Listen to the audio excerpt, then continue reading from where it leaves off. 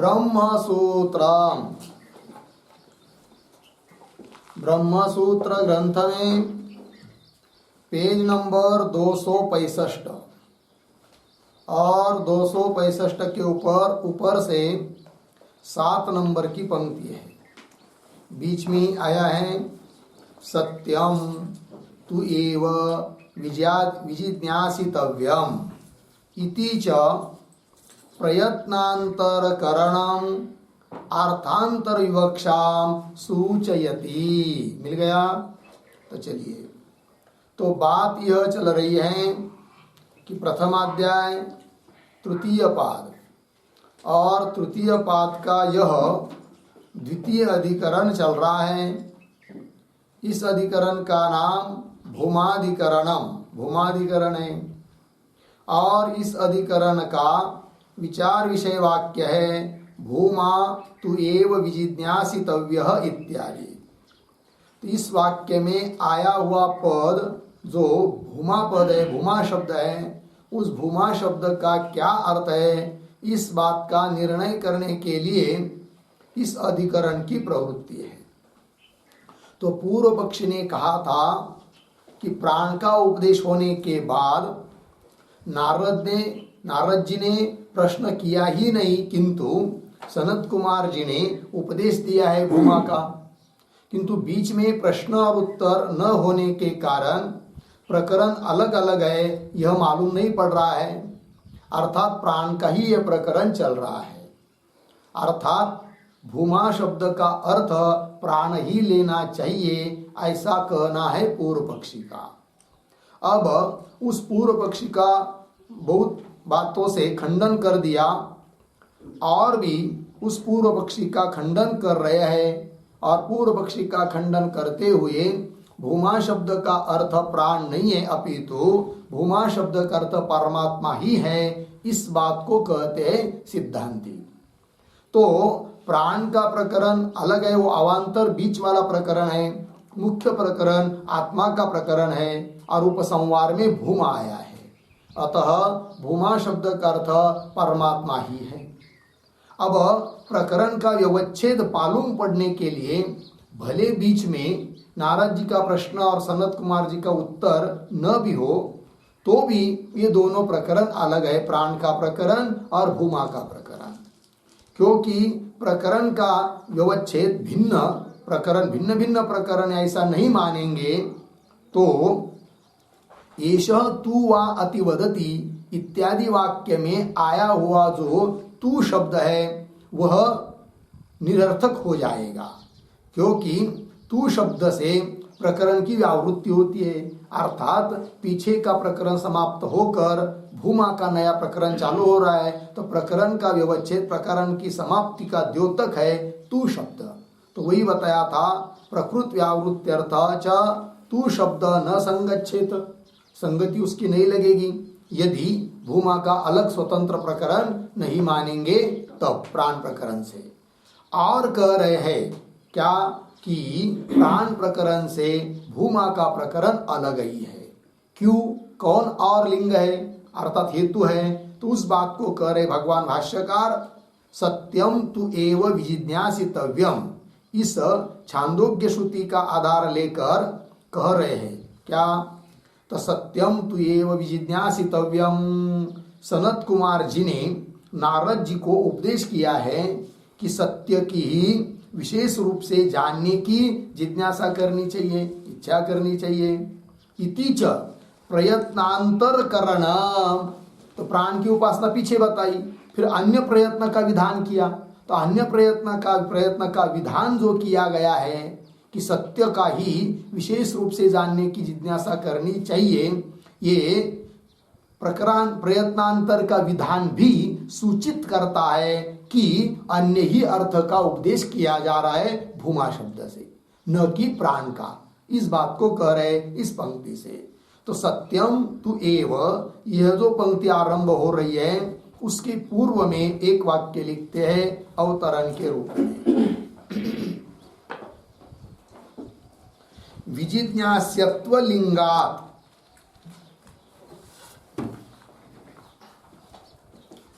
विजिज्ञास्यत्वलिंगात् च पूर्वोक्तात् प्रकरणात्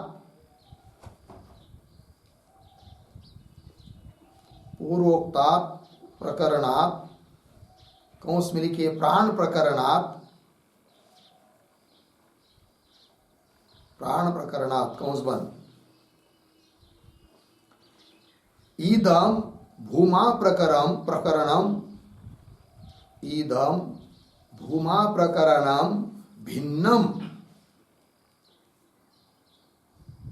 भिन्नम अस्ति इति आह। भिन्नम अस्ति इति आह सत्यम तु इति।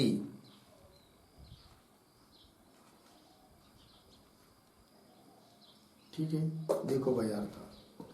तो विजिज्ञास्यत्वलिंगा विशेष रूप से जिज्ञासा करनी चाहिए, इस हेतु से भी सिद्ध होता है क्या कि पूर्वोक्त जो प्राण का प्रकरण है उससे यह भूमा का प्रकरण भिन्न है। च कह दिया विजिज्ञास्यत्व लिंगाच्च, क्योंकि पीछे प्रकरण का व्यवच्छेद करने के लिए तू शब्द बताया।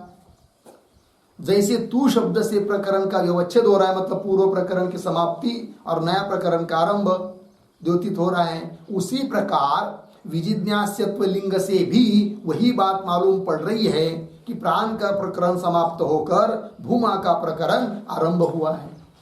तो वही कह रहे फिर सत्यम तु एव विजिज्ञासितव्यम। सनत कुमार जी ने उपदेश किया है नारद जी को कि सत्य की ही तो विशेष रूप से जिज्ञासा करनी चाहिए। इति च प्रयत्नांतर करणम, करणम शब्द का अर्थ लिखिए यहां पर विधानम। प्रयत्नांतर करणम मतलब प्रयत्नांतर विधान, प्रयत्नांतर का विधान, अन्य प्रयत्न का विधान। प्राण की उपासना पीछे बताई और यहाँ पर सत्य की ही विशेष रूप से जानने की जिज्ञासा करनी चाहिए, तो अन्य प्रयत्न का विधान किया है। इससे भी मालूम पड़ता है कि वो प्राण प्रकरण अलग है और यह भूमा प्रकरण अलग है। तो प्रयत्नांतर करणम अर्थांतर विवक्षा, अन्य अर्थ की ही विवक्षा है, अन्य अर्थ की ही कहने की इच्छा है भूमा शब्द से। तो कौन अन्य अर्थ? प्राण से भिन्न अर्थ, परमात्मा अर्थ कहने की इच्छा है, लेकिन विवक्षा है, ऐसा सूचित होता है। किससे? प्रयत्नांतर करणम, प्रयत्नांतर विधानात्, अन्य प्रयत्न का विधान किया है। इससे मालूम पड़ता है कि प्राण प्रकरण से भूमा प्रकरण अलग है, यह बात। इति च प्रयत्नांतर करणम अर्थांतर विवक्षाम सूचयति। लग गया पंक्ति, आगे चलिए। अब और कह रहे आगे तस्मात् यथा, तो प्रकरण का विच्छेद अर्थात प्रकरण की समाप्ति होने में बीच में प्रश्न उत्तर ही चाहिए, ऐसी कोई जरूरत नहीं होती है। इस बात को दृष्टांत देकर समझा रहे भगवान भाष्यकार कि प्रकरण का व्यवच्छेद, एक प्रकरण की समाप्ति होकर दूसरा प्रकरण कैसा आरंभ होता है, जबकि बीच में जरूरत नहीं पड़ती है, प्रश्न उत्तर ही हो ऐसी। और जहां प्रश्न उत्तर होता है वहां पर प्रकरण का व्यवच्छेद होता है, ऐसी भी बात नहीं है। इस बात को भी उदाहरण देकर कहेंगे। तो पंक्ति को देखिए, तस्मात् यथा एक वेद प्रशंसायाम प्रकृतायाम एष तु महाब्राह्मणः यः चतुरो वेदान अधीत इति एक वेदेभ्यः अर्थांतरभूतः चतुर्वेदः प्रशस्यते तादृक्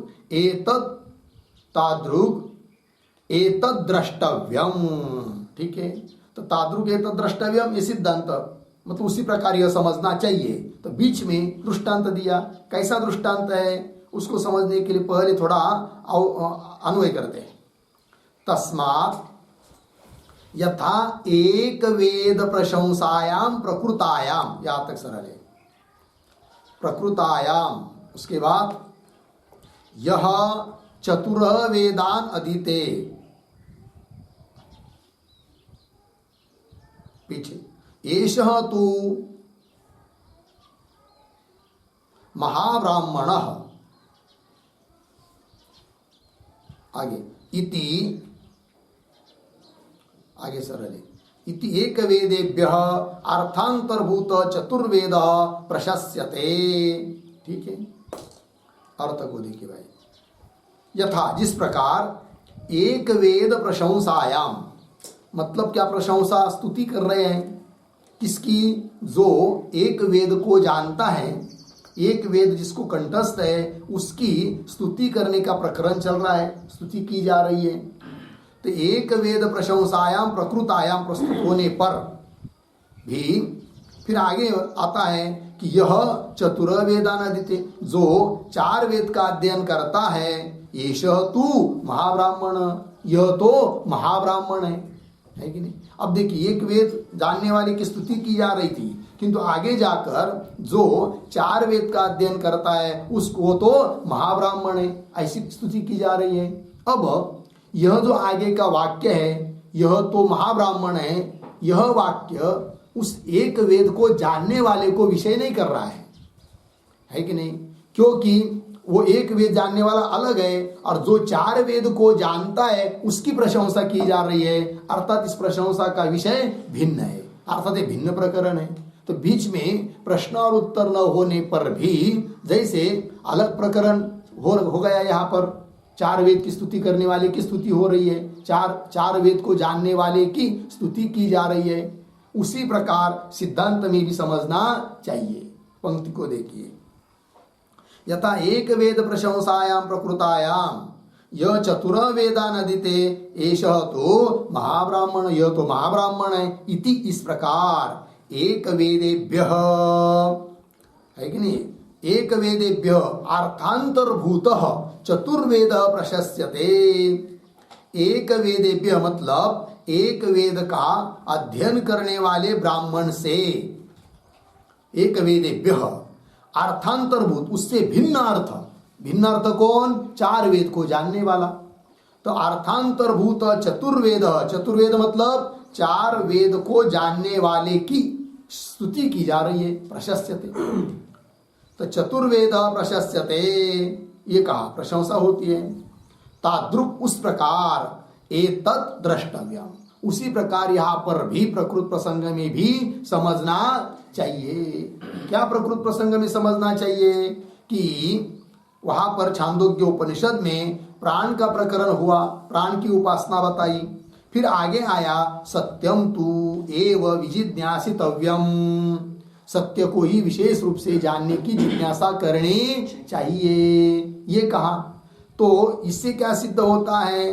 तो सत्य को ही विशेष रूप से जानने की जिज्ञासा करनी चाहिए, इससे अलग प्रकरण हो रहा है, न कि प्राण का ही प्रकरण है।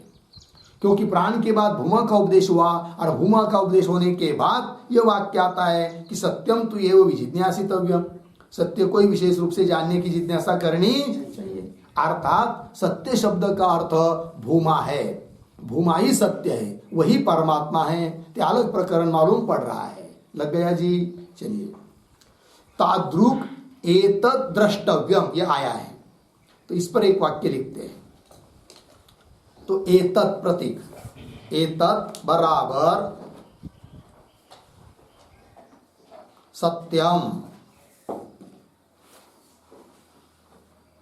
एतत् बराबर सत्यम अर्धविराम, प्रकृतात् प्राणात्, प्रकृतात् प्राणात् प्राधान्येन, प्राधान्येन श्रेष्ठम भिन्नम च, श्रेष्ठम भिन्नम च श्रुतिलिंग बलात्, श्रुतिलिंग बलात् ज्ञातव्यम इत्यर्थः, ज्ञातव्यम इत्यर्थः पूर्ण विराम।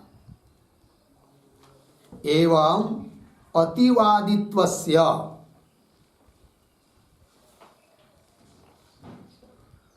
एवं अतिवादित्वस्य ब्रह्म संबंधोक्त्या, ब्रह्म संबंधोक्त्या प्राणलिंगत्वम निरस्तम, प्राणलिंगत्वम निरस्तम इत्यर्थ हो गया। चलिए अर्थ देखिए, एतत् एतत् अर्थात सत्यम, सत्यम तो ये आया था ना, तो सत्यम क्या सत्यम, तो प्रकृतात् प्राणात्, प्रकृत जो प्राण का प्रकरण चल रहा था उससे, प्राण प्रकरण से प्राधान्येन मुख्य रूप से श्रेष्ठ और भिन्न है सत्य, यह मालूम पड़ रहा है श्रुति लिंग बलात्, श्रुति लिंग से, श्रुति रूप लिंग से, शब्द से ज्ञातव्य। एवं इसी प्रकार अतिवादित्वस्य, अतिवादी वही है कि जो सत्य न अतिवदति, असत्य अर्थात ब्रह्म, तो ब्रह्म संबंधोक्त्या, ब्रह्म के साथ संबंध जोड़ा है अतिवादित्व का। अतिवादी श्रेष्ठवादी वही है जो क्या सत्य बोलता है, अर्थात ब्रह्म से बोलता है, ब्रह्म को बताता है। तो अतिवादित्वस्य ब्रह्म संबंधोक्त्या, ब्रह्म के साथ संबंध जोड़ देने से अतिवादित्व का प्राणलिंगत्व निरस्तम, तो जो प्राण की उपासना करना है वो अतिवादी, इस बात का भी निराश हो गया। लग गया जी। चलिए प्राणलिंगत्व निरस्तम इत्यर्थः हो गया ना ये। आगे चलिए, तादृक एतद् द्रष्टव्यम, ये बात हो गई। अब आगे, न च प्रश्न प्रतिवचन रूपया एव अर्थांतर विवक्षया भवितव्यम इति नियम अस्ति। कदाचित पूर्व पक्षी बोलेगा कि प्राण के प्रकरण से भूमा का प्रकरण यदि भिन्न है तो बीच में नारद जी का प्रश्न और सनत कुमार जी का उत्तर ऐसा होना चाहिए था, जैसे पीछे हुआ है वह श्रुति में। ये वैसा तो यहाँ पर प्राण का उपदेश होने के बाद नारद जी ने तो प्रश्न नहीं किया है, तो कैसा हम समझे कि अलग प्रकरण है करके। ऐसा यदि कहेगा पूर्व पक्षी तो उसका उत्तर, उसको उत्तर दे रहे इस पंक्ति के द्वारा।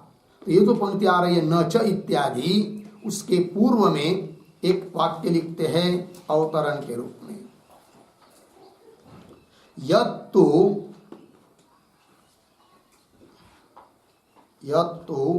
प्रश्नं विना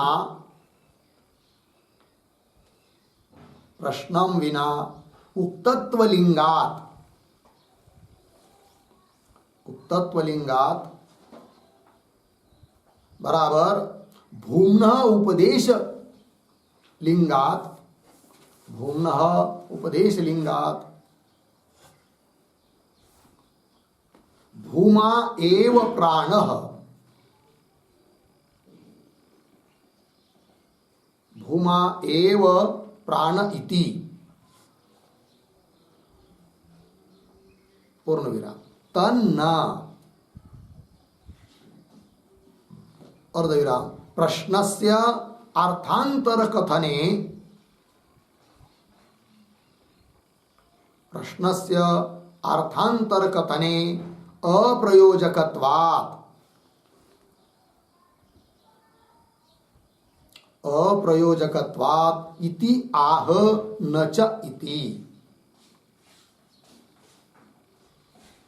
इति आह न च इति। ठीक है, देखो भाई, यत्तु प्रश्नम विना उक्तत्वलिंगात्, पूर्व पक्ष ने जो बात कही थी कि प्रश्न के बिना ही कहा है, भूमा का उपदेश किया है, उक्तत्वलिंगात्, उक्तत्व हेतु तो कहा हुआ होने के कारण, प्रश्न के बिना ही भूमा का उपदेश हुआ होने के कारण, भूमना उपदेश लिंगात्, भूमा का उपदेश हुआ होने के कारण भूमा प्राण ही है। यदि भूमा कोई अलग होता तो बीच में प्रश्न होता, प्रश्न तो है नहीं है, भूमा का उपदेश है प्राण के बाद, अर्थात भूमा शब्द का अर्थ प्राण ही है, ऐसा कहा था किसने?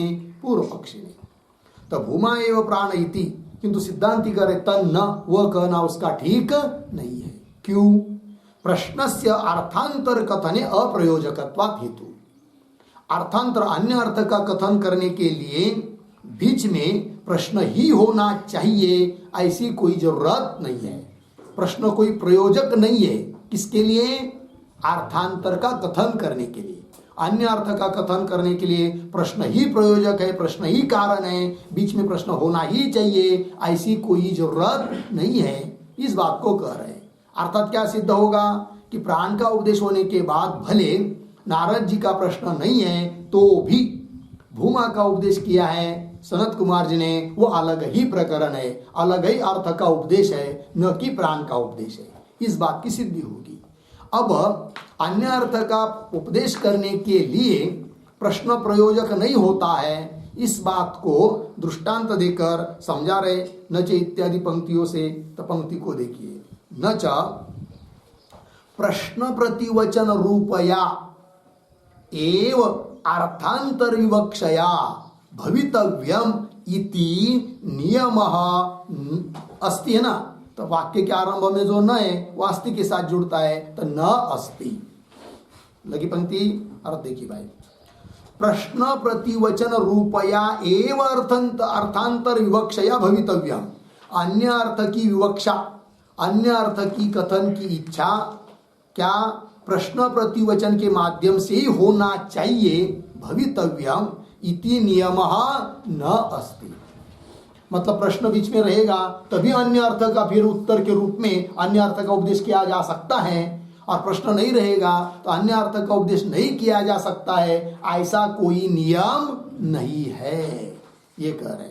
तो बोलेंगे कैसे भाई, जरा कोई ऐसा उदाहरण है कि प्रश्न होने पर भी अन्य अर्थ का उपदेश नहीं है कि नहीं, और प्रश्न होने पर भी और प्रश्न न होने पर भी अन्य अर्थ का उपदेश है, ऐसा भी कोई उदाहरण दिखाओ। दोनों प्रकार के उदाहरण दिखाओ। दोनों प्रकार कैसे, कि प्रश्न होने पर भी अन्य अर्थ का उपदेश नहीं है, एक बात, प्रश्न होने पर भी, और प्रश्न न होने पर भी अन्य अर्थ का उपदेश हो सकता है, ऐसा भी उदाहरण दिखाइए। तो दिखाएंगे।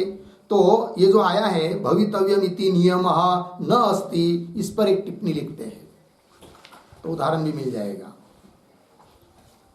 तो लिखिए, प्रश्न भेदात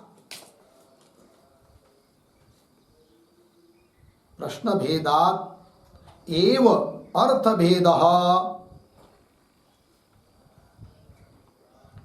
अर्थभेद इति नियमः नास्ति,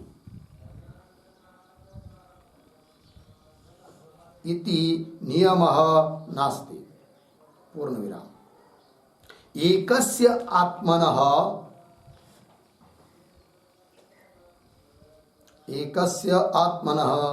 मैत्रेय्या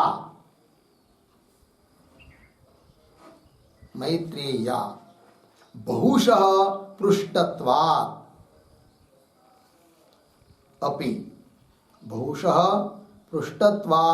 अपि बराबर प्रश्न बाहुल्यात् अपि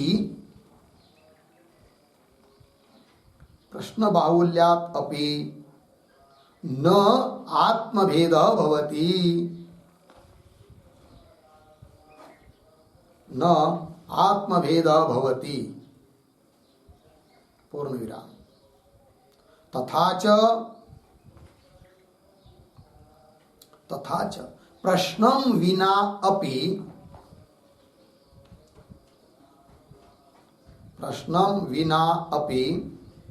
उक्त चतुर्वेदस्य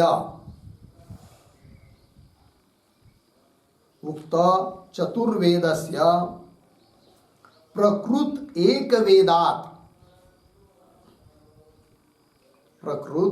वेदात बराबर एक वेद ज्ञात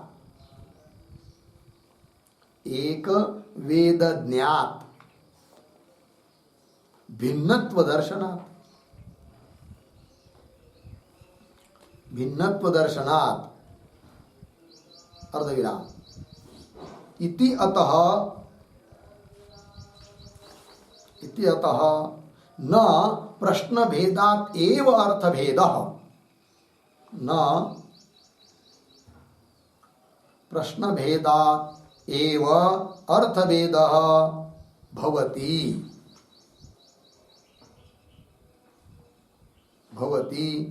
इति नियमः कल्पयितुं शक्यते।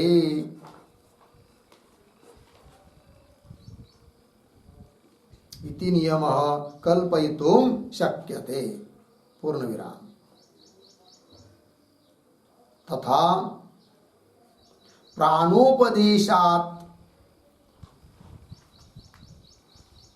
प्राणोपदेशात अनंतरम प्रश्नाभावे अपि प्रश्न अभावे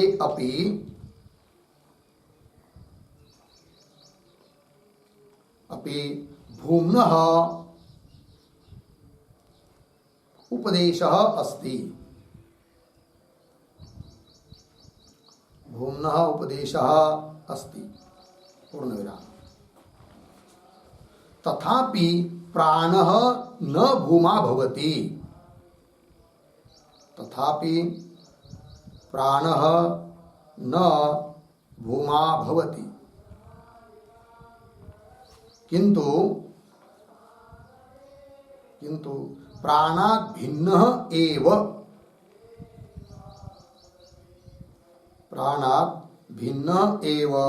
भूमा अस्ति इत्यर्थः। भिन्न एव भूमा अस्ति इत्यर्थः। ठीक है, चलो भाई अर्थ देखिए। प्रश्न भेदात एव अर्थ भेद, प्रश्न का भेद, प्रश्न बीच में रहेगा तभी अर्थ का भेद होगा। इति नियम नास्ति, ऐसा कोई नियम नहीं है। बीच में प्रश्न होने पर भी ऐसा उदाहरण देखने को मिलता है कि अर्थ का भेद नहीं है। उदाहरण दिया कि एकस्य आत्मना मैत्रेय बहुश पृष्ठत्वात्, मैत्रेयी ने याज्ञवल्क्य जी को बहुत प्रश्न किए और एक ही आत्मा के बारे में बहुत प्रश्न किए और याज्ञवल्क्य जी ने अलग अलग ढंग से उसका उत्तर दिया, किंतु आत्मा का ही उपदेश किया। तो बीच बीच में प्रश्न होने पर भी अन्य अर्थ का उपदेश हुआ है क्या? वहां पर नहीं हुआ है, आत्मा का ही उपदेश हुआ है कि नहीं? तो प्रश्न होने पर अन्य अर्थ का उपदेश होता है, ऐसा कोई नियम नहीं है। क्योंकि यहां पर मैत्री ने प्रश्न करने पर भी अन्य अर्थ का उपदेश नहीं है, आत्मा का ही उपदेश है कोई दिया। एकस्य आत्मना मैत्रेय के द्वारा बहुश पृष्ठत्वात् अपि, मतलब प्रश्न बाहुल्यात् अपि, बहुत प्रश्न करने पर भी न आत्मभेद भवति, आत्मा भेद नहीं है। इसका मतलब नियम सिद्ध नहीं हुआ पूर्व पक्षी का। कौन सा? कि प्रश्न का भेद रहने पर अर्थ का भेद होता है, अन्यथा नहीं होता है, ऐसा कोई नियम नहीं है। या प्रश्न होने पर भी अर्थ का भेद नहीं है। और प्रश्न नहीं रहेगा तो अर्थांतर का उपदेश हो ही नहीं सकता, यह भी कहना ठीक नहीं है। जैसे अभी ऊपर भाष्य में उदाहरण आया था कि एक वेद जानने वाले की प्रशंसा की जा रही थी, फिर उसके बाद आया कि जो 4 वेद को जानता है वो तो महाब्राह्मण है। इसका मतलब यह स्तुति उस एक वेद को जानने वाले की ही है, ऐसा बात नहीं है।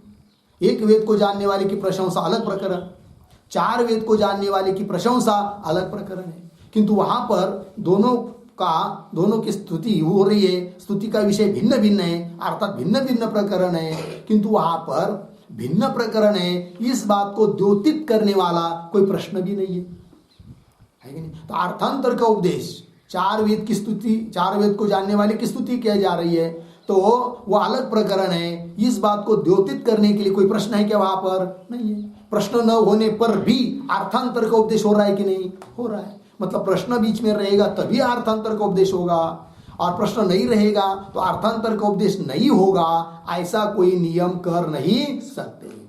उस प्रकार यहाँ पर भी प्रकृत प्रसंग में प्राण का उपदेश होने के बाद भले बीच में नारद जी का प्रश्न नहीं है तो भी अन्य अर्थ का उपदेश नहीं हो सकता, ऐसा नहीं कह सकते। अर्थात भूमा इत्यादि शब्द के द्वारा प्राण से भिन्न अन्य अर्थ का, परमात्मा रूप अर्थ का उपदेश है। जरूरत नहीं कि बीच में प्रश्न ही चाहिए करके। बात समझ में आ रही है? पंक्ति को देखिए। तथा च प्रश्नम विनापि उक्त चतुर्वेदस्य, ऊपर कहा हुआ दृष्टांत, चतुर्वेदस्य मतलब 4 वेद जानने वाले को, प्रकृत जो एक वेद की स्तुति की जा रही थी, एक वेद जानने वाले की, एक वेद ज्ञात भिन्नत्व दर्शनात्, उसमें भिन्नत्व बताया है और न बीच में कोई प्रश्न है। इसलिए न प्रश्न भेदात एव अर्थ भेद भवति, मतलब प्रश्न भेदात एव अर्थ भेद भवति इति नियम कल्पयितुम न शक्यते, न कान्वय शक्यते के साथ। तो प्रश्न का भेद होने पर ही अर्थ का भेद होता है, इति नियम कल्पयितुम न शक्यते। तथा यहाँ पर प्रकृत प्रसंग में प्राण उपदेशात अनंतरम, प्राण का उपदेश किया जाने के बाद प्रश्नाभावे, बीच में प्रश्न न होने पर भी, प्रश्नाभावे अपि भूम्ना उपदेश अस्ति, भूमा का उपदेश है। तथापि प्राण न भूमा, बीच में प्रश्न नहीं है तो भी प्राण कोई भूमा नहीं है, प्राण अलग है और भूमा अलग है। तथापि प्राण न भूमा भवति, किंतु प्राणात् भिन्न एव भूमा अस्ति, प्राण से भिन्न ही भूमा है। लग गया जी? तो चलिए आइए मूल में। न च प्रश्न प्रतिवचन रूपया एव अर्थांतर विवक्षया भवितव्यम इति नियमः अस्ति, नियम न। आगे, प्रकृत संबंध असंभवकारित्वात् अर्थांतर विवक्षायाः, कैसा पढ़ेंगे? अर्थांतर विवक्षायाः प्रकृत संबंध असंभवकारित्वात्, ठीक है ना? तो अर्थांतर विवक्षाया, तो अन्य अर्थ की विवक्षा हुई है, परमात्मा का विवेचन किया जा रहा है भूमा शब्द के, तो अन्य अर्थ की विवक्षा तो प्रकृत पदार्थ का संबंध न होने से भी होती है। प्रकृत पदार्थ का संबंध, प्रकृत पदार्थ कौन था यहाँ पर? प्राण, क्योंकि प्राण का उपदेश किया जा रहा था। तो प्रकृत पदार्थ जो प्राण, उसके संबंध असंभवकारिता, उसके साथ संबंध नहीं है तो भी अर्थांतर की विवक्षा है। अर्थांतर मतलब क्या? अन्य अर्थ। किससे अन्य अर्थ? प्राण से भिन्न अर्थ। कौन अर्थ? भूमा शब्द से कहा जाने वाला परमात्मा रूप अर्थ, और उसका प्रकृत जो चल रहा था प्राण, उसके साथ कोई संबंध नहीं है। तो वही कह रहे हैं अर्थांतर विवक्षाया, अन्य अर्थ की जो विवक्षा है, कहने की इच्छा है, उसके लिए तो प्रकृत संबंध असंभव कारिता, प्रकृत जो प्राण, उसके संबंध, उसके साथ संबंध का असंभव है, असंभव कारित्वा, ये कह दिया। लग गया जी? प्रकृत पदार्थ का संबंध न होने से भी अन्य अर्थ की विवक्षा, अन्य अर्थ की कहने की बात हो सकती है, ये बात कह दिया। जैसे यहां पर ऊपर के दृष्टांत में भी प्रकृत अर्थ जो चल रहा था, एक वेद को जानने वाले की प्रशंसा, उसके साथ संबंध के बिना भी अन्य अर्थ जो 4 वेद को जानता है, उसकी प्रशंसा वहां पर हुई है। उसी प्रकार यहां पर भी मूल सिद्धांत में प्राण का जो प्रकरण चल रहा था, किंतु उसके साथ संबंध के बिना भी अन्य अर्थ का उपदेश हो जाता है। किसका? भूमा का, ये कह दिया। चलिए, अर्थांतर विवक्षाया प्रकृत संबंध असंभव कारित्वात्। लग गया जी? आगे, तत्र प्राणांतम अनुशासनम श्रुत्वा तुष्णिम भूतम नारदम स्वयं एव सनत कुमार व्युत्पादयति। ठीक है ना? तत्र है कि नहीं? तो तत्र इत्यादि पंक्ति जो आ रही है, उसके पूर्व में एक वाक्य लिखते हैं अवतरण, यथा चतुर्वेद वेत्तुः,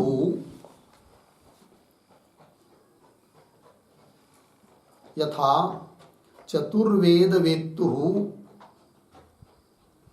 प्रकृत असंबंधात्, प्रकृत असंबंधात्, कंस में लिखिए एक वेद वेत्तुः असंबंधात्, एक वेद वेत्तुः असंबंधात्, कंस बंद। आगे, अर्थभेद अस्ति, अर्थभेद अस्ति, पूर्ण विराम। एवं इह अपि, एवं इह अपि बराबर प्रकृत प्राणात्,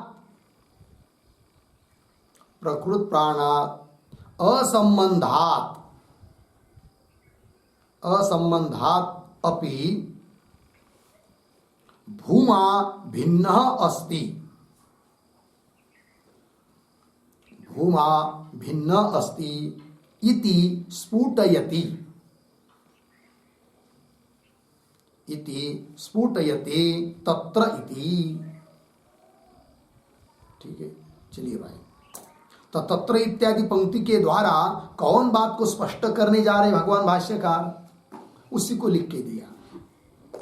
तो तत्र के पूर्व में जो पंक्ति आई थी मूल में, उसी का स्पष्टीकरण करना है।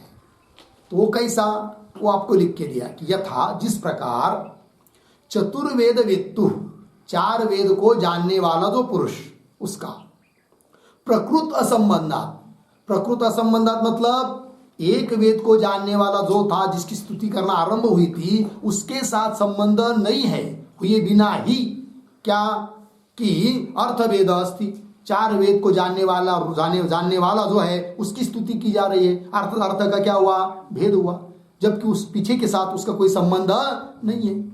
एक वेद को जानने वाले की स्तुति अलग चीज है, और 4 वेद को जानने वाले के लिए महाब्राह्मण कह दिया तो वह अलग चीज हुई, है कि नहीं। तो यथा चतुर्वेद वेत्तु, 4 वेद जानने वाले का प्रकृत असंबंधा, प्रकृत जो एक वेद को जानने वाला है उसके साथ उसका कोई संबंध न होने पर भी अर्थभेद अस्ति, दृष्टांत में।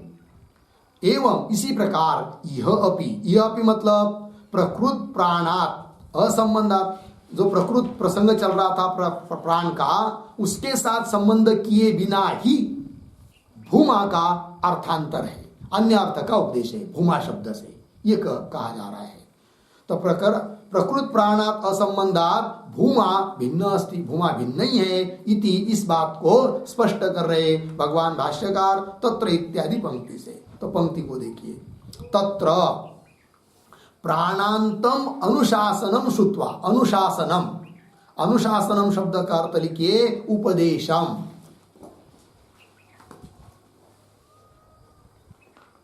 ठीक है। तो नाम से लेकर प्राण तक उपदेश सुना, किसने, नारद जी ने सनत कुमार जी से। तो तत्र प्राणांतम अनुशासनम श्रुत्वा, प्राण तक उपदेश सुनकर तुष्णिम भूतम नारदम, नारद क्या हो गए, फिर शांत हो गए, चुप बैठ गए, मौन धारण कर लिया, प्रश्न नहीं कर रहे आगे। तो तुष्णिम भूतम नारदम, ऐसे नारद जी को स्वयं एव सनत कुमार उत्पादयति, स्वयं ही मतलब प्रश्न किए बिना ही सनत कुमार जी महाराज व्युत्पादयति, है कि नहीं। व्युत्पादयति मतलब समझा रहे हैं, बोध करा रहे हैं, उपदेश करा रहे हैं, कौन, सनत कुमार जी। तो उत्पादयति, कह उत्पादयति, सनत कुमार उत्पादयति, सनत कुमार कम उत्पादयति, सनत कुमार नारदम उत्पादयति, नारद जी को स्वयं समझा रहे हैं, क्योंकि नारद चुपचाप बैठा है। तो क्या समझा रहे हैं कि भूमा का उपदेश कर रहे हैं, कि नहीं, वही करे आगे। यत क्या समझा रहे, वो दे रहे, यत प्राण विज्ञानेन विकार अनुत विषयेन अतिवादित्वम अनतिवादित्वम एव तत् एष तु वा अतिवदति यह सत्येन अतिवदति इति, ठीक है। तत्र सत्यम इति परम ब्रह्म उच्यते, क्यों, परमार्थ रूपत्वात्, ठीक है। तो चलिए शुरू के कुछ शब्दों का अन्वय करते हैं। तो कैसा, यत, एक शब्द छोड़कर आगे, विकार अनुत विषयेन, पीछे प्राण विज्ञानेन,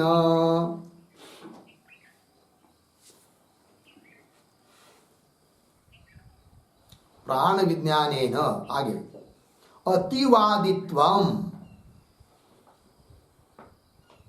अतिवादित्वम, एक शब्द शुक्र आगे आया है, तत्, उसके पीछे तत् अनतिवादित्वम एव, तत् अनतिवादित्वम एव। फिर थोड़ा आगे जाकर यह सत्येन अतिवदति, यह सत्येन अतिवदति, पीछे एष तु वा अतिवदति, एष तु वा अतिवदति इति, हो गया। चलिए इतने गए अर्थ देख लेते हैं, अन्वय हो गया।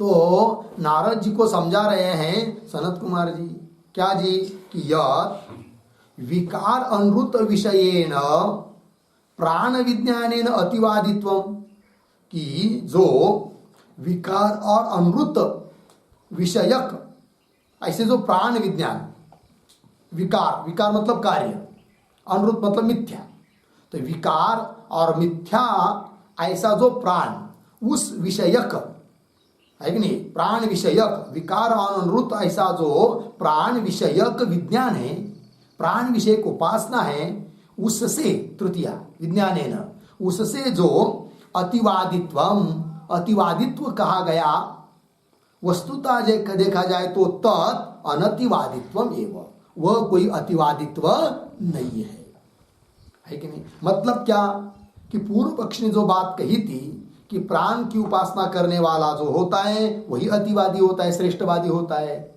तो समझाया जा रहा है कि प्राण तो विकारी है, कार्य है, जो विकार होता है, विकार से युक्त होता है, विकारी होता है, वो नाशवान होता है, मिथ्या होता है। तो जो प्राण है वो विकार है और अनुरूत है, मिथ्या है। और विकार और अनुरूत विषयक अर्थात प्राण विषयक अर्थात प्राण की उपासना करने वाले में जो अतिवादित्व बताया गया पूर्व पक्ष आदि के द्वारा, तत् वह वस्तुतः अनतिवादित्वम एवं, वो कोई अतिवादित्व नहीं है, ऐसा समझाया है कि नहीं। फिर कौन अतिवादी है, कौन श्रेष्ठवादी है, तब कहा जा रहा है कि यह सत्य न अतिवदति, जो सत्य से है कि अबाधित वस्तु को कहता है वही एष तुवा अतिवदति, वही अतिवादी होता है कि नहीं। और प्राण कोई सत्य चीज तो है ही नहीं है, वो तो विकार है कि नहीं, और अनुरूत है, मिथ्या है। अतः उस प्राण की उपासना करने वाले में अतिवादित्व वस्तुता नहीं है, वो अनतिवादित्व ही है। फिर अतिवादित्व किसमें है, तो यह सत्य न अतिवदति एष तुवा अतिवदति इति, है कि नहीं, ये कहा। फिर वो सत्य कौन है भाई, तब कह रहे तत्र सत्यम इति परम ब्रह्म उच्यते, है कि नहीं। कदाचित पूर्व पक्षी कहेगा फिर सत्य शब्द से सत्य न, यह सत्य न अतिवदति एष तुवा अतिवदति, तो सत्य शब्द का अर्थ प्राण कर लो, ऐसा कहेगा कदाचित पूर्व पक्षी। तो उसको उत्तर दे रहे नहीं, सत्य शब्द का अर्थ प्राण नहीं हो सकता है, ठीक है ना। तो फिर सत्य कौन है, उसको कह रहे तत्र सत्यम इति परम ब्रह्म उच्यते। सत्य शब्द का अर्थ होता है अबाधित अर्थ, और अबाधित अर्थ एक ही है, वो कौन, परम ब्रह्म। तो जो परब्रह्म को कहता है, परब्रह्म को जानता है, वही वास्तविक अतिवादी है, न कि प्राण की उपासना करने वाला अतिवादी है। लग गया अर्थ। और भूमा का उपदेश के बाद ये आया है यह सत्य न अतिवदति एष तु अतिवदति। इसका मतलब सत्य शब्द का जो अर्थ है वही भूमा शब्द का अर्थ है, अर्थात भूमा शब्द का अर्थ परमात्मा है, न कि प्राण। इस बात की सिद्धि हो जाती है, भूमा शब्द का अर्थ प्राण नहीं है, अपितु भूमा शब्द का अर्थ परमात्मा है, ठीक है। यदि भूमा शब्द का अर्थ परमात्मा नहीं रहता तो भूमा का उपदेश करने के बाद यह इस प्रकार का उपदेश सनत कुमार जी ने न किया होता कि यह सत्य न अतिवदति एष तु अतिवदति इत्यादि, ठीक है। चलिए इति वही कह रहे हैं तत्र सत्यमिति परम ब्रह्म उच्यते। तो सत्य शब्द का अर्थ परब्रह्म ही क्यों लिया जाता है भाई, तो उसका कारण परमार्थ रूपत्वात्, वो वास्तविक स्वरूप है, अबाधित अर्थ है सत्य, और अबाधित अर्थ पर ब्रह्म ही है, अतः सत्य शब्द का अर्थ परम ब्रह्म, परमार्थ रूपत्वात्। फिर सत्य शब्द का अर्थ, सत्य शब्द का प्रयोग ब्रह्म में ही होता है, इस बात को पुष्ट करने के लिए अन्य श्रुति का भी प्रमाण दे रहे हैं। सत्यम ज्ञानम अनंतम ब्रह्म इति च श्रुत्यंतरात्, इस प्रकार तैत्तरीय उपनिषद में भी आया है, अर्थात सत्य शब्द का प्रयोग ब्रह्म में हुआ है तैत्तरीय उपनिषद में। अतः यहाँ पर भी सत्य शब्द का अर्थ परमात्मा ही है कि नहीं। सत्यम ज्ञानम अनंतम ब्रह्म इति च श्रुत्यंतरात्, लग गया। आगे तथा व्युत्पादिताय, तो कुल मिलाकर क्या सिद्ध हुआ भाई कि प्राण का प्रकरण अलग है, भूमा का प्रकरण अलग है। भूमा का अर्थ परमात्मा है, न कि भूमा शब्द का अर्थ प्राण नहीं है, इस बात की सिद्धि हुई। आगे चलिए तथा व्युत्पादिताय नारदाय सह अहम भगव सत्येन अतिवदानि इति एवं प्रवृत्ताय विज्ञानादि साधन परंपरया भूमानम उपदिशति, है कि नहीं? इतना वाक्य हुआ। तो इस वाक्य के शब्दों का भी थोड़ा अन्वय करते हैं। कैसा? देखिए, तथा व्युत्पादिताय,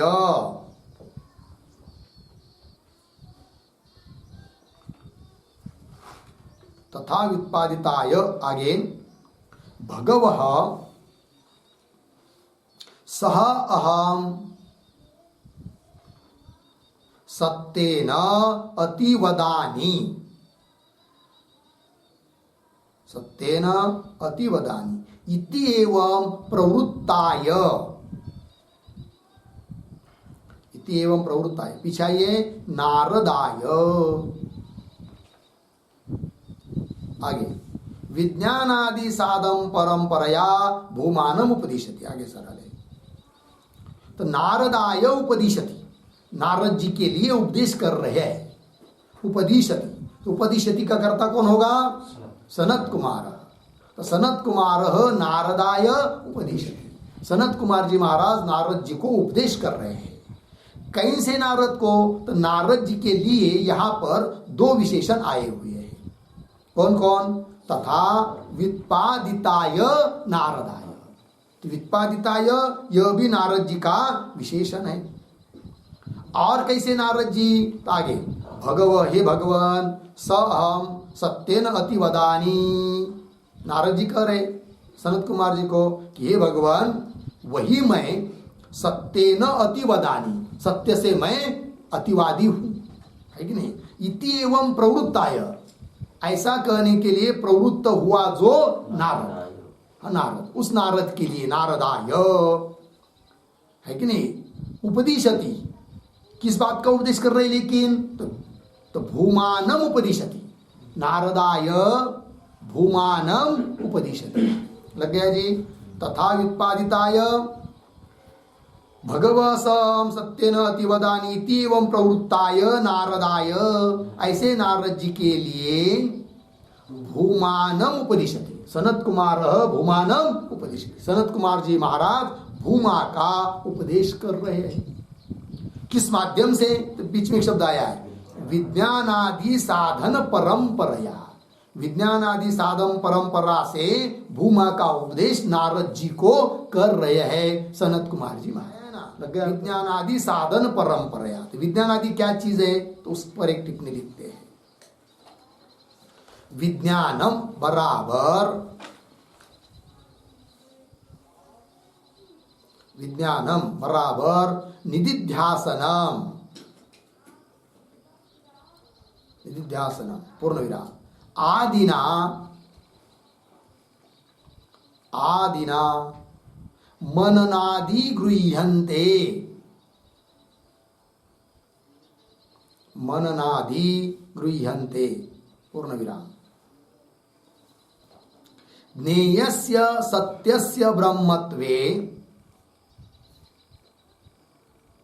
ज्ञेयस्य सत्यस्य ब्रह्मत्वे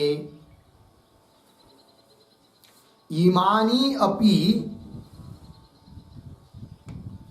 इमानि अपि श्रवणादीनि लिंगानि सन्ति, श्रवणादीनि लिंगानि सन्ति इत्यर्थः।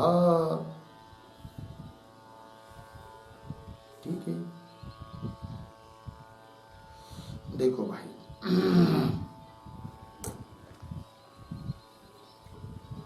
देखिए अर्थ।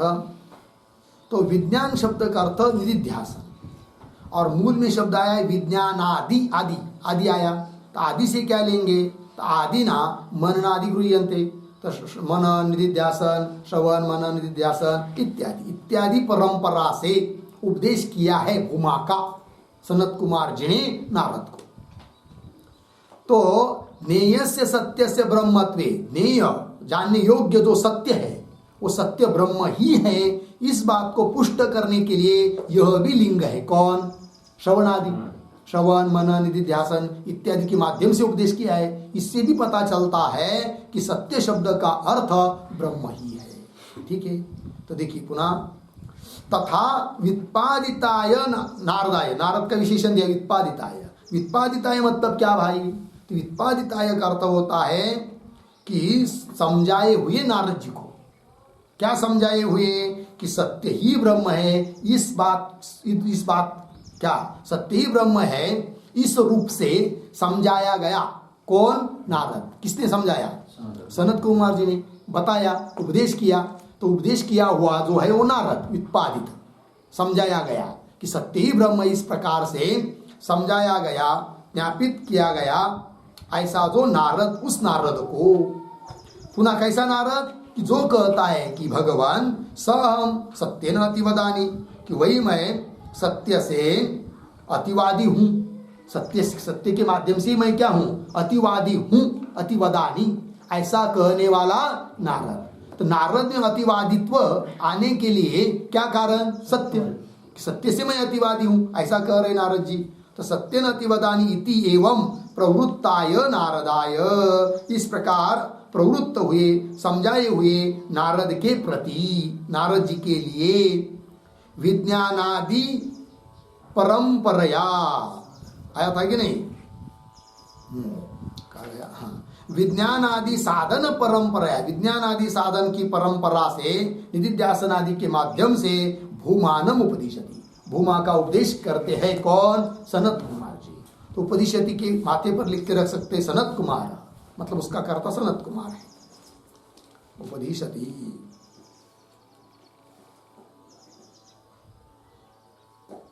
अर्थात सत्य शब्द का अर्थ भूमा है, परमात्मा है, और भूमा का अर्थ परमात्मा ही है, अर्थात भूमा शब्द का अर्थ प्राण नहीं है। ये बात कही जा रही है।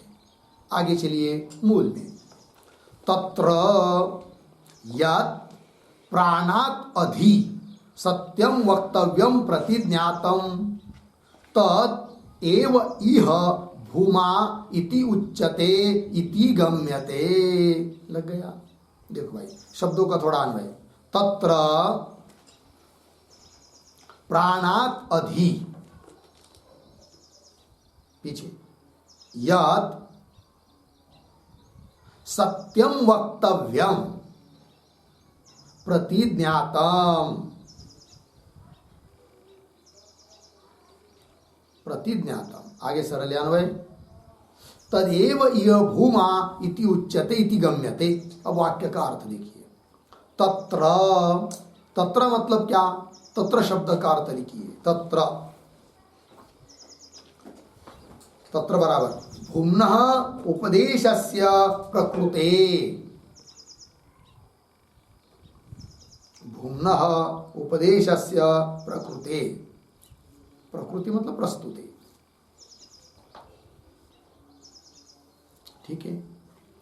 जब भूमा का उपदेश ही प्रकृत है, भूमा इत्यादि शब्द से यह निश्चय होने पर, तत्र प्राणात् अधि, अधि मतलब अनंतर, प्राण के अनंतर, यत जो सत्यम वक्तव्यम प्रतिज्ञातम, प्राण का उपदेश होने के बाद सत्यम वक्तव्यम ऐसी जो प्रतिज्ञा की है, कौन से वाक्य से प्रतिज्ञा की है?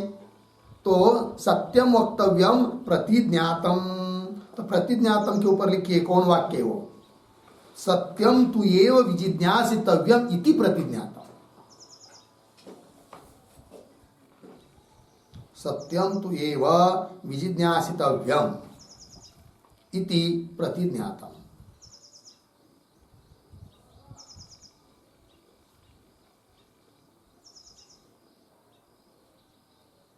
ठीक है, देखो भाई अर्थ। तत्र भूमा का उपदेश प्रकृत है ऐसा निश्चित होने पर, प्राणात् अधि, प्राण का उपदेश होने के बाद, यत जो सत्यम वक्तव्यम, सत्य ही कहना चाहिए ऐसी प्रतिज्ञा की है। कौन वाक्य से?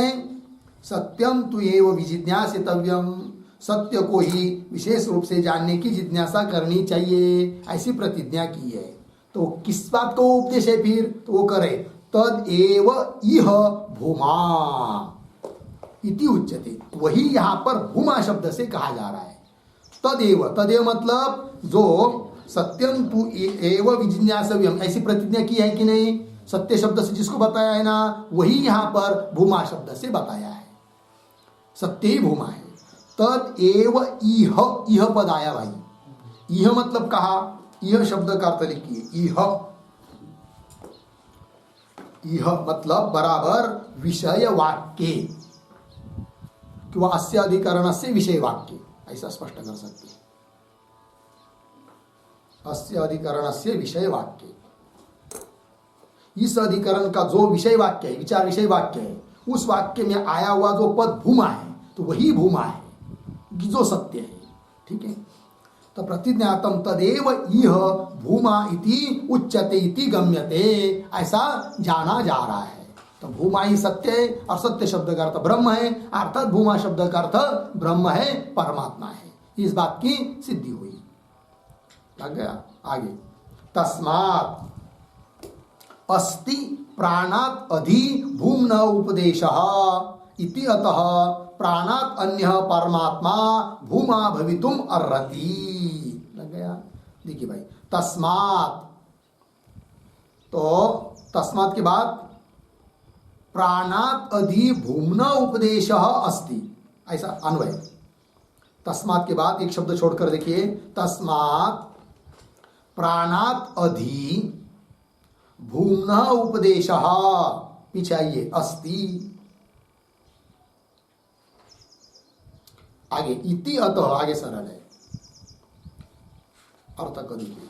तस्मात् इसलिए, प्राणात अधि, अधि मतलब अनंतर, प्राण का उपदेश होने के बाद भूम्न उपदेश अस्ति, भूमा का उपदेश है। इति अतः, ऐसा होने से सिद्ध होता है क्या कि प्राणात अन्य परमात्मा भूमा भवितुम अर्हति, प्राण से अन्य जो परमात्मा, वो परमात्मा ही भूमा होने के लिए योग्य है। अर्थात भूमा शब्द का अर्थ परमात्मा है, इस बात की सिद्धि हो जाती है। परमात्मा भूमा भवितुम अर्हति, हो गया। आगे, एवं च इह आत्म विविदिशया प्रकरणस्य उत्थानम उपपन्नम भविष्यति। अब भूमा शब्द का अर्थ जब परमात्मा करते हैं तो सभी बातों की उपपत्ति हो जाती है। तो कौन कौन बातों की उपपत्ति होती है, सब एक के बाद दे रहे हैं। ठीक है, तो देखिए भाई, एवं, एवं मतलब क्या, एवं शब्द का अर्थ लिखिए, एवं बराबर भूम पदार्थस्य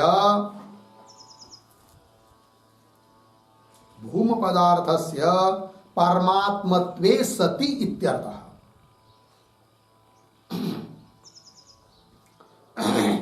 भूम पदार्थस्य परमात्मत्वे सति इत्यर्थः। ठीक, मतलब क्या, तो भूम पद का अर्थ परमात्मा ही है, ऐसा सिद्ध होने पर, एवं च इह आत्मविविदिशया प्रकरण से उत्थानम, ये जो प्रकरण चालू हुआ था तरति शोकम आत्मविद इत्यादि से, तो आत्मा का उपदेश करने की इच्छा से प्रकरण का उत्थान, उत्थान मतलब आरंभ, प्रकरण का आरंभ हुआ था, वो भी सुसंगत हो जाता है, क्योंकि प्रकरण के आरंभ में आत्मा शब्द आया है और प्रकरण के उपसंहार में भी भूमा अर्थात परमात्मा का ही उपदेश है, आत्मा का ही उपदेश है।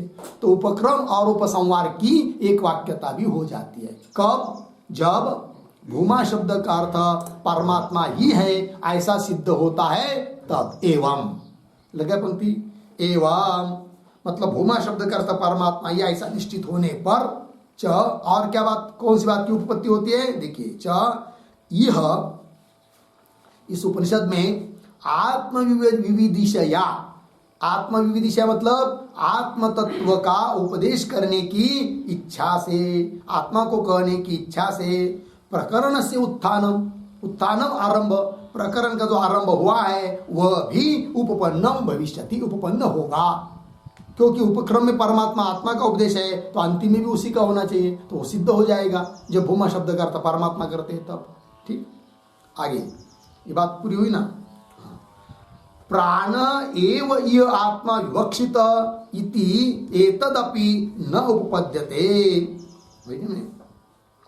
पूर्व पक्ष ने जो बात कही थी क्या कि भूमा शब्द का अर्थ भी प्राण है, सत्य शब्द का अर्थ भी प्राण कर लो, है कि नहीं। प्राण एव इह आत्मा विवक्षित, और उस प्रकरण का मुख्य आरंभ जहां से हुआ है तरति शोकम आत्मविद, तो वहां पर आत्म शब्द का अर्थ प्राण कर लो ऐसा कहा था किसने? पूर्व पक्ष ने। तो क्या वाक्य होगा? तरति शोकम आत्मविद, आत्मा मतलब प्राण, तो प्राणविद शोकम तरति, प्राण वेत्ता शोक को तर जाता है। फिर आगे प्राण की उपासना बताई है। फिर आगे भूमा शब्द आया, उसका भी अर्थ प्राण कर लेंगे, सत्य शब्द का अर्थ भी प्राण कर लेंगे। ऐसा जो पूर्व पक्ष ने कहा था वह भी उसका कहना ठीक नहीं होता है। क्यों? कैसे? वो दे रहे, प्राण एव इह आत्मा, प्राण प्राण ही एव इह आत्मा, आत्मा शब्द जो आया है वहां पर तरति शोकम आत्मविद, यहाँ पर वहां पर आत्मा शब्द का अर्थ प्राण कर लो ऐसा जो कहा था वो भी ठीक नहीं। ये कह रहे इह पद आया यहाँ पर, एव इह पर एक वाक्य लिखते छोटा, यह मतलब कहा, तो लिखिए तरति शोकम आत्मविद इत्यत्र।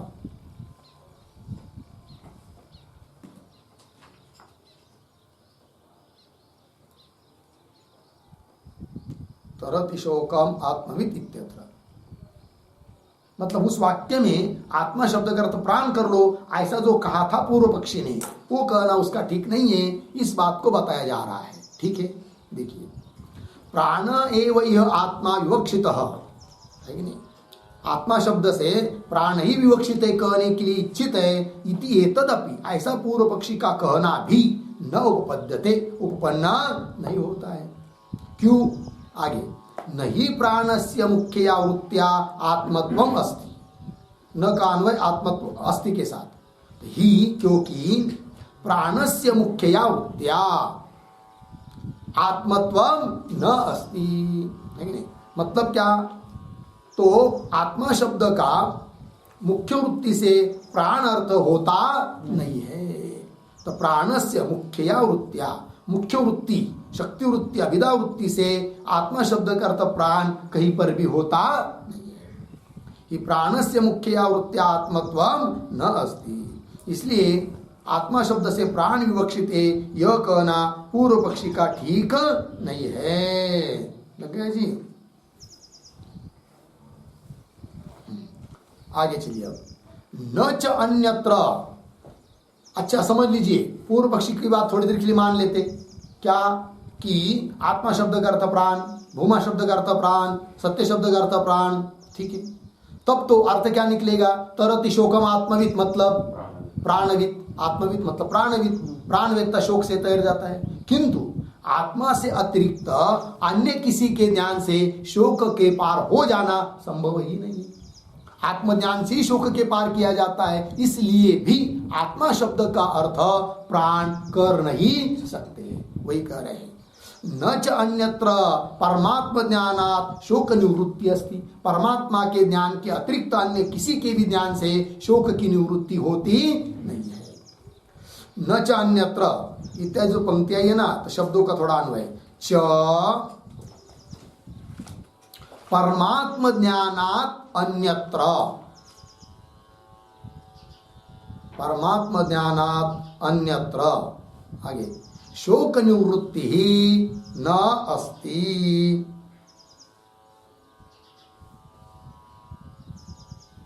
शोक निवृत्ति न अस्ति। ठीक है जी, देखो भाई अर्थ च, और परमात्मा ज्ञानात् अन्यत्र, परमात्मा के ज्ञान को छोड़कर अन्य किसी के भी ज्ञान से शोक निवृत्ति न अस्ति, शोक की निवृत्ति होती, क्योंकि श्रुति बताती है क्या? नान्य पंथा विद्यते अयनाय इति श्रुत्यंतरा, अयनाय अन्य पंथा न विद्यते, अयनाय मोक्षाय, अन्य पंथा, पंथा मार्ग, आत्मज्ञान को छोड़कर अन्य कोई मार्ग मोक्ष के लिए नहीं है। इति श्रुत्यंतरा, लगे इतना? आगे चलिए, तम माम भगवान शोकस्य पारम तारयतु इति च उपक्रम्य, ऐसा उपक्रम हुआ है प्रकरण का। नारद जी ने कहा था कि सनत कुमार जी को शरण गया था, गए थे कौन? नारद जी, और कहा कि तम माम भगवान, हे भगवान, तम माम उस मुझको कि जो मैं शोक करता हूँ, शोक से युक्त हूँ, तम हाँ सोहम भगवो शोचामी, कि वह भगवान वही मैं शोक कर रहा हूं। तम माम शोकस्य पारम तारयतु, उस मुझको शोक के पार ले जाइए। इति च उपक्रम्य, ऐसा क्या हुआ है, उपक्रम हुआ है। फिर उस नारद को शोक से पार ले जाने के लिए उपदेश किया सनत कुमार जी ने। फिर सनत कुमार जी महाराज उस नारद को शोक के पार ले जाने के लिए किस बात का उपदेश करेंगे, आत्मा का ही, परमात्मा का ही उपदेश करेंगे, क्योंकि परमात्मा के ज्ञान से भिन्न अन्य किसी से भी शोक की निवृत्ति होती नहीं है। और वही उपदेश सनत कुमार जी ने इस प्रकरण में किया है। तरति शोकम आत्मविद से लेकर भूमा इत्यादि आगे सब कहा है, सत्य न अति वदति। अतः उपक्रम भी परमात्मा से है, आत्मा से है, अतः भूमा शब्द का अर्थ भी परमात्मा ही है, यह बात हो जाती सिद्ध। तम माम भगवान शोकस्य पारम तारयतु इति च उपक्रम्य, उपक्रम तक हुआ कि नहीं, आगे थोड़ा पढ़ता हूं फिर थोड़ा अन्वय करेंगे उपक्रम के बाद। उपसंवरति तस्मै मृदित कषायाय तमसः पारम दर्शयति भगवान सनत कुमार इति, यहाँ तक तो थोड़ा अन्वय कैसा देखिए। उपक्रम के बाद तस्मै मृदित कषायाय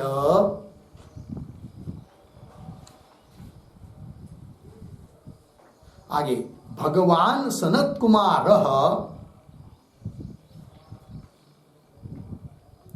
तमसः पारम दर्शयति, अंतिम का शब्द इति, फिर बीच में एक छुटा है उपसंवरति, ठीक है ना। तो उपक्रम बताया, फिर उपसंहार भी उसी प्रकार का बताया जा रहा है। क्या कि तस्मै मृदित कषायाय, मृदित कषायाय किसका विशेषण, नारदाय, मृदित कषायाय नारदाय।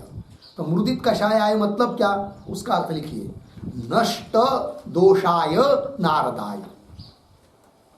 मृदित कषायाय मतलब नष्ट दोषाय, नष्ट हुए हैं दोष जिनके, ऐसे नारद जी, राग विषादि दोष जिनके नष्ट हो चुके हैं, ऐसे नारद जी महाराज के लिए। तो तस्मै मृदित कषायाय नारदाय, क्या जी, तो भगवान सनत कुमार, भगवान सनत कुमार जी महाराज क्या, तमसः पारम दर्शयति। तमसः, तमसः शब्द का अर्थ लिखिए क्या, अविद्यात्मका तमसः, अविद्यात्मक जो तम, अज्ञानात्मक जो तम, उसके पार दर्शयति। और अविद्यात्मक तम के पार, पार कौन है, परमात्मा। तो उस परमात्मा को दिखाया है, उसका दर्शन कराया है सनत कुमार जी महाराज ने। तो पारम दर्शयति, अविद्या से पार जो परमात्मा तत्व है उसका दर्शन कराया। इति उपसंवरति, इस प्रकार उपसंहार किया है उस प्रकरण का। लग गया जी। इसका मतलब उपक्रम और उपसंहार की एक वाक्यता भी सिद्ध हो जाती है। ठीक है, आगे तमस्य, तमस शब्द आया था, तो तम मतलब क्या, वो बता रहे भगवान भाष्यकार। तम इति शोकादि कारणम अविद्या उच्यते। तमस पारम, तम के पार मतलब क्या, तो तम शब्द से शोकादि के लिए कारणभूत जो अविद्या, उस अविद्या को लेना है। किससे, तम शब्द से। तो अविद्या के पार जो परमात्मा, उसका दर्शन कराया सनत कुमार जी ने नारद जी को, ये बात हुई। तो शोकादि कारणम अविद्या उच्यते हो गया। आगे चलिए, प्राणांते च अनुशासने न प्राणस्य अन्यायत्तता उच्चेत, है कि नहीं। मतलब भूमा शब्द का अर्थ प्राण नहीं है, भूमा शब्द का अर्थ परमात्मा ही है। यदि भूमा शब्द का अर्थ पूर्व पक्षी के कहने के अनुसार प्राण मानेंगे, तो फिर अंतिम में उपदेश किसका होगा, प्राण का। और अंतिम में उपदेश यदि प्राण का होगा तो प्राण अन्य किसी के अधीन है, यह कहना उचित नहीं है। क्योंकि अंतिम में उपदेश प्राण का हो रहा है, मतलब प्राण ही सर्वे सर्वा हुआ, जो किसके अधीन नहीं हो सकता है। जबकि प्राण को भी अन्य के अधीन बताया है, तो अन्य के अधीन बताया हुआ जो प्राण, वही सर्वे सर्वा अंतिम नहीं हो सकता है। अतः प्राण ही अंतिम उपदेश है, यह बात नहीं। प्राण से भिन्न अन्य किसी का उपदेश है, जो कि भूमा है, परमात्मा है। तो पंक्ति को देखिए, प्राणांते च अनुशासने, मिला, अनुशासने के बाद न को आगे बाद में ले जाना है ना, तो कैसा पढ़ेंगे देखिए। प्राणांते च अनुशासने प्राणस्य अन्यायत्तता न उच्चेत। ठीक है, अर्थ देखिए, प्राणांते च अनुशासने मिला, तो प्राणांते शब्द का अर्थ लिखिए प्राण पर्यंतम, प्राण पर्यंतम। और अनुशासने शब्द आया है, उसका भी अर्थ लिखिए। अनुशासने मतलब उपदेशे विवक्षिते। अनुशासन मतलब अनुशासने उपदेशे विवक्षिते, मतलब क्या हुआ फिर? प्राणांते च अनुशासने, प्राण पर्यंत ही उपदेश विवक्षित होता तो सती सप्तमी। प्राणांते च अनुशासने, प्राण पर्यंत ही, प्राण अंतिम है, वहां तक ही उपदेश विवक्षित होता सनत कुमार जी को, अपेक्षित होता सनत कुमार जी को, तो प्राणस्य अन्यायत्तता न उच्चेत। प्राण अन्यायत्तता आगे नहीं, प्राणस्य अन्य आयत्तता, आयत्तता शब्द का अर्थ लिखिए अधीनता।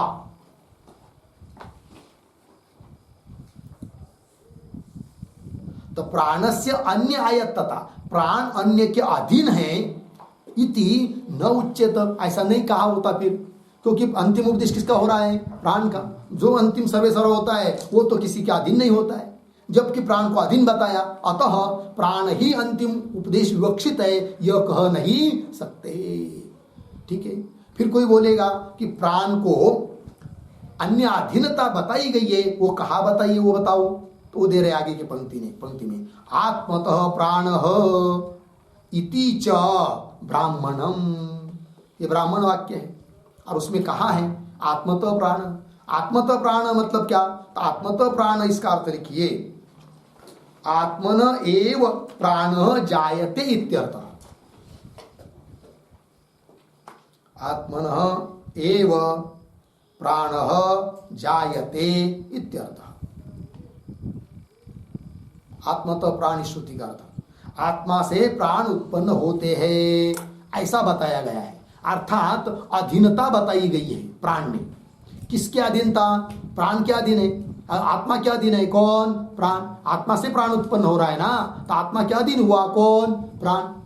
हाँ, तो आत्मन प्राण इति च ब्राह्मणम।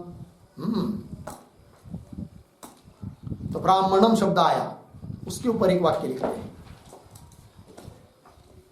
उद्धरण चिन्ह में, आत्मतः प्राण, उद्धरण चिन्ह बंद, इति ब्राह्मण वाक्यम, इति ब्राह्मण वाक्यम प्राणस्य अन्य आयत्तत्वम, अन्य आयत्तत्वम बराबर आत्मा अधीनत्वम, आत्मा अधीनत्वम वदति इत्यर्थः। अधीनत्वम वदति इत्यर्थः पूर्ण विराम। तेन तेन प्राण पर्यन्तः एव उपदेश अस्ति, प्राण पर्यन्तः एव उपदेश अस्ति अर्धविराम इति वक्तुम न शक्यते, इति वक्तुम न शक्यते। ठीक है, देखो भाई, आत्मतः प्राण ये ब्राह्मण वाक्य है। क्या कहता है वो वाक्य? कि प्राणस्य अन्य आयत तत्व, मतलब आत्मा अधीन, अन्य मतलब आत्मा, आत्मा के अधीन बताया किसको? प्राण को। तो आत्मा अधीनत्व मोदति, तेन इससे सिद्ध होता है क्या? तेन प्राण पर्यंत ये उपदेश अस्ति, प्राण पर्यंत ही उपदेश है, प्राण का ही अंतिम उपदेश है, इति वक्तुम न शक्यते। यदि प्राण का ही अंतिम उपदेश होता तो प्राण को आत्मा के अधीन नहीं बताया होता, जबकि आत्मा के अधीन बताया है किसको? प्राण को। अतः प्राण का ही अंतिम उपदेश नहीं है। फिर किसका अंतिम उपदेश है? प्राण के बाद आया हुआ शब्द जो भूमा, जिसका अर्थ परमात्मा है, उसका उपदेश अंतिम उपदेश है। अतः परमात्मा को किसी के अधीन नहीं बताया है और है भी नहीं किसी के अधीन। कौन? परमात्मा। ठीक। आइए मूल में, प्राणांते च अनुशासने न प्राणस्य अन्यायतता उच्चेत। ठीक है, आगे आत्मतः प्राण इति च ब्राह्मणम। होगा इतना? आगे चलिए, प्रकरणांते परमात्मा विवक्षा भविष्यति भूमा तु प्राण एव इति चेत। आक्षेप कर रहा है पूर्व पक्षी। तो प्रकरणांते ये पद आया ना, उसके ऊपर लिखिए आक्षेप।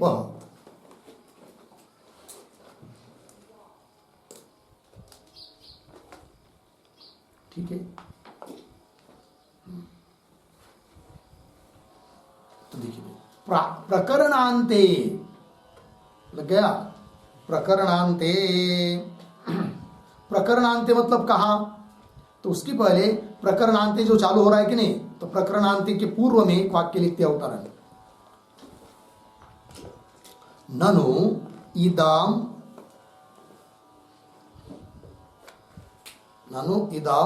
चरमं ब्राह्मण वाक्यम,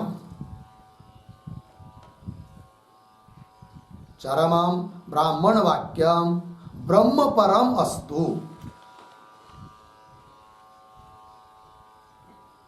ब्रह्म परम अस्तु अर्धविराम। ततः प्रागुक्तः भूमा, प्रागुक्त भूमा प्राणः एव, प्राणः एव इति शंकते, इति शंकते प्रकरणांते इति। ठीक है, अर्थ देखिए भाई, मतलब पूर्व पक्षी का अभिप्राय क्या है कि पूर्व पक्षी कहना चाहता है कि इदम चरमम ब्राह्मण वाक्यम, यह जो चरम, चरम मतलब अंतिम, अंतिम वाला, ये जो ब्राह्मण वाक्य है कि नहीं, कौन सा? आत्मतः प्राण, आत्मा से प्राण उत्पन्न होता है इत्यादि। चरम वाक्य चरमम ब्राह्मण वाक्यम ब्रह्म परम अस्तु, ब्रह्म परक रहने दो। क्या आत्मा से, ब्रह्म से प्राण उत्पन्न होता है, मान लो, कोई बात नहीं, किंतु ततः प्रागुक्त, उस ब्राह्मण वाक्य के पूर्व में आया हुआ जो वाक्य है कि जिसमें भूमा आदि पद है, तो ततः प्रागुक्त भूमा प्राण एव, किंतु भूमा शब्द का अर्थ प्राण ही कर लो, कि भूमा शब्द का अर्थ प्राण है। फिर अंतिम में कहा है कि आत्मा से प्राण उत्पन्न होता है, मान लो, ब्रह्मपरक मान लो अंतिम के वाक्य को, किंतु भूमा आदि का अर्थ तो प्राण ही कर लो। ऐसी शंका करना चाहता है कौन? पूर्व पक्षी। पंक्ति को देखिए, प्रकरणांते, प्रकरण के अंतिम में, तो कौन प्रकरण के अंतिम में? तो प्रकरणांते का अर्थ लिखिए प्राण प्रकरण समाप्तौ, प्रकरणांते मतलब प्राण प्रकरण समाप्त हो, प्राण प्रकरण के समाप्ति में।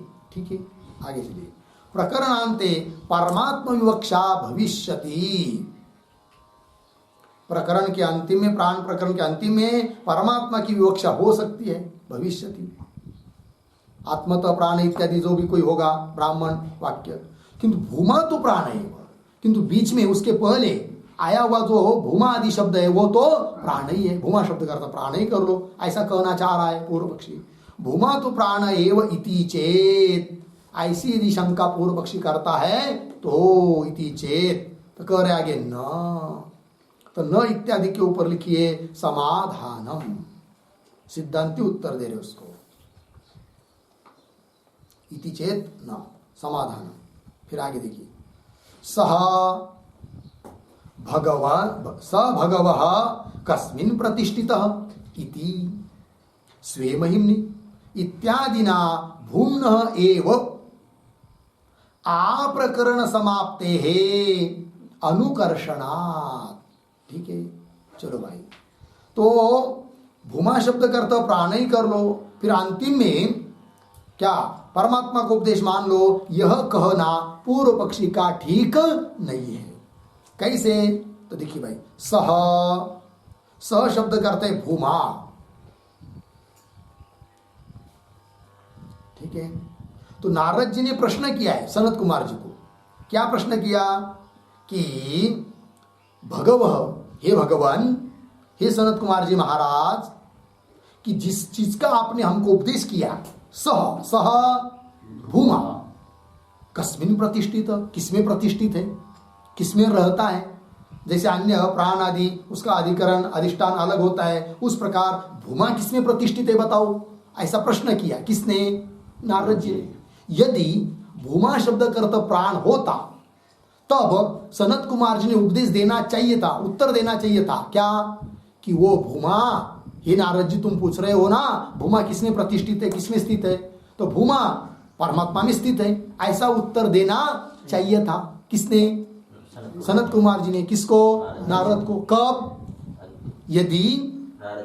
यदि भूमा शब्द का अर्थ प्राण होता तब, क्योंकि प्रश्न क्या किया गया कि भूमा किसमें प्रतिष्ठित है, और भूमा शब्द का अर्थ प्राण होता तब नारद जी को उत्तर देना चाहिए था सनत कुमार जी ने कि हे नारद जी तुमको पूछ रहे जिस भूमा को, वो तो भूमा तो प्राण है और वो तो परमात्मा में क्या स्थित है, ऐसा उत्तर देना चाहिए था। किंतु ऐसा उत्तर नहीं दिया।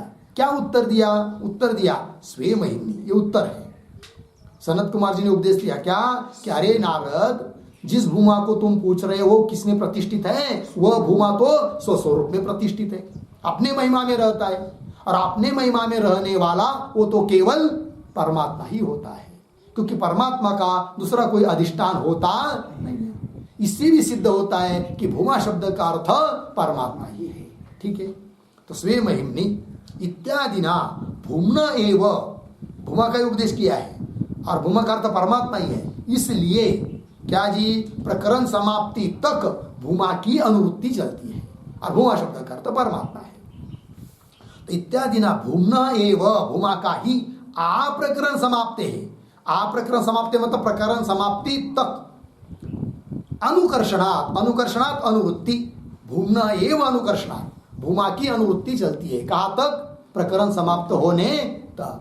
अतः ये नहीं कह सकते कि भूमा को तो प्राण है और अंतिम उपदेश परमात्मा का, ये नहीं कह सकते हैं। भूमा का अर्थ ही परमात्मा है और उसी की अनुवृत्ति आगे भी चलती है। ठीक है, आगे चलिए। फिर भूमा शब्द का अर्थ होता है क्या? वैपुल्य, बहुरूपता। अब वो परमात्मा में कैसी घटित होगी फिर, ये भी प्रश्न आएगा, क्योंकि भूमा शब्द का अर्थ परमात्मा कर रहे हैं आप, भूमा मतलब बहुतता, तो परमात्मा में कैसी फिर बहुतता आदि आएगी? तो वो कह रहे वैपुल्यात्मिका च भूम रूपता सर्व कारणत्वात् परमात्मनः सुतराम उपपद्यते। ठीक है ना, तो हेतु दिया है इसमें, तो मुख्य वाक्य क्या हो जाएगा? वैपुल्यात्मिका च भूम रूपता, भूम रूपता मतलब वैपुल्य, विपुलता, अधिकता है, व्यापकता। तो विपुलात्मकता रूप जो भूम रूपता है, वह भूम रूपता परमात्मनः सुतराम उपपद्यते, परमात्मा में ही सुतराम निश्चित रूप से उपपन्न होती है। क्यों? सर्व कारणत्वात्, सबका कारण है कौन? परमात्मा। परमात्मा सबका कारण होने के कारण उस परमात्मा में सर्व विपुलता है, सब में ओतप्रोत परमात्मा है, और सभी भूत भौतिक प्रपंच परमात्मा में ही स्थित है, ये सब सिद्ध हो जाता है। तो वैपुल्यात्मिका च भूम रूपता परमात्मन सूत्राम उपपद्यते। क्यों? सर्व कारणत्वात्, परमात्मा सबका कारण है, और प्राण में ये सिद्ध नहीं होगा। क्या? वैपुल्यात्मिका जो भूम रूपता है वो प्राण में संपन्न नहीं होगी, क्योंकि प्राण का जो कार्य है उतने भर में प्राण भरे, पर प्राण भले उसमें ओतप्रोत हो, किंतु सभी कार्यों में प्राण ही विपुल है, व्याप्त है, यह कह नहीं सकते। लग गया कि विपुलात्मिकता जो भूम रूपता है वो प्राण में सुसंपन्न नहीं होती है और परमात्मा में सुसंपन्न होती है। अतः भूमा शब्द का अर्थ परमात्मा ही है, इस बात की सिद्धि हुई। लग गया। और फिर आगे ये 8 नंबर के सूत्र का भाष्य पूरा हुआ, आगे 9 नंबर का सूत्र आ रहा है, उसका विचार हम लोग कल करेंगे। वो अंतिम सूत्र है इस अधिकरण का, उसका विचार कल करेंगे। ओम पूर्णमदः पूर्णमिदं पूर्णात् पूर्णमुदच्यते पूर्णस्य पूर्णमादाय पूर्णमेवावशिष्यते। ओम शांति शांति शांति।